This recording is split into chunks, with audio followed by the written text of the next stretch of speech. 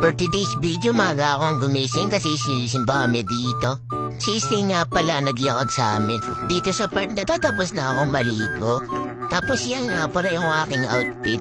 What a ginging tayo dyan. For the sisimba lang kami dyan, pero ang outfit ko ganyan. Dito sa part na to, kasama ko yung tito ko. Pagpunta na nga pala kami dito sa aming mga kasama, na yun natatanawan ko na sila. Tapos ito nga pala yung aming mga kasamahan, no? Ito rin nga pala yung aming sasakyan, yung truck na akin dito tayo. Nakasya ba kami lahat dyan? Tingnan mo naman kung gaano kalate yan. Tapos yung mga kasama namin, halos buong barangay kasama na. May mga hinihintay pa nga pala kami ng mga kasama.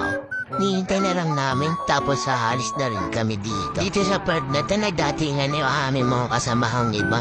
Siya nga pala yung tinutukoy kong SK pinsan ko siya, si SK Princess.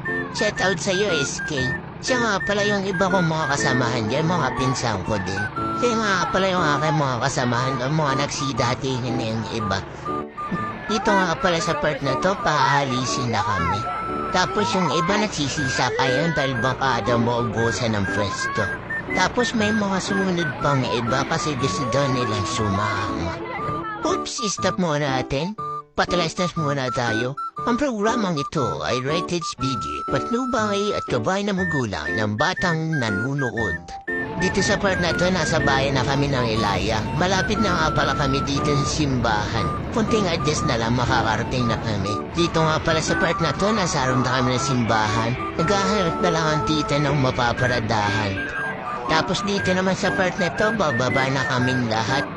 Oo, at Jopay, baka ka naman malaglag, dandan ka lang. Tapos dito sa part na to, nagsalog na kami ng simbahan, kaya tahimik lang tayo dito.